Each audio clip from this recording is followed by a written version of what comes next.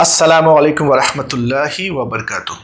21 फरवरी बैनुल अक़वामी यौम मादरी ज़बान की मुनासबत से रसूल हमज़ा तौफ़ रूस के आलमी शोहरत याफ्ता मुसन्निफ़ मेरा दागिस्तान में मादरी ज़बान की अहमियत और मोहब्बत के बारे में एक वाक़या लिखते हैं। वो लिखते हैं, मैं एक मरतबा पेरिस के एक अदबी मेले में शरीक हुआ। मेरी आमद की खबर पाकर एक मुसव्विर मुझसे मिलने आया और कहने लगा कि मैं भी दागिस्तान से हूँ। मेरी मादरी ज़बान आवार है और अब एक मुद्दत से पेरिस में रिहाइश पजीर हूँ। एक फ्रांसीसी खातून से शादी करके यहीं का हो चुका हूँ। मैं दागिस्तान के फला गांव का रहने वाला हूँ। जाने मेरी माँ जिंदा है या नहीं। दागिस्तान वापसी पर मैंने उसकी माँ को तलाश कर लिया और उस बुढ़िया को इल्म ही न था कि उसका बेटा अभी तक जिंदा और फ्रांस में खुशखुर्रम है।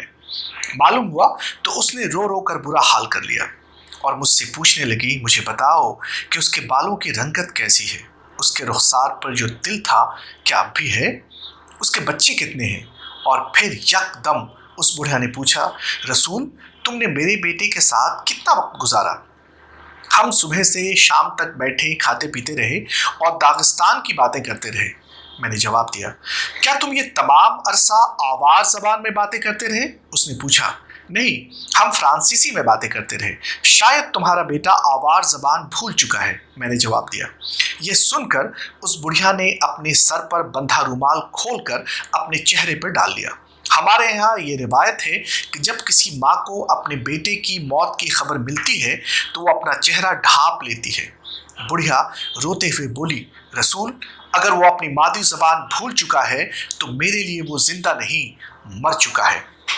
याद रखें, हमें 3 चीज़ों से मोहब्बत दिल और जान से करनी है, पेट और आँत से नहीं। और वो 3 चीज़ें हैं मुल्क, माँ और मादरी ज़बान। हमें अपनी मादरी ज़बान पर फ़ख्र ही नहीं करनी चाहिए बल्कि उसे राइज करने की हर कोशिश करनी चाहिए। और हमारी मादरी ज़बान उर्दू है, कितनी खूबसूरत ज़बान है। वो करे बात तो हर लफ्ज़ से खुशबू आए, ऐसी बोली वही बोले जिसे उर्दू आए।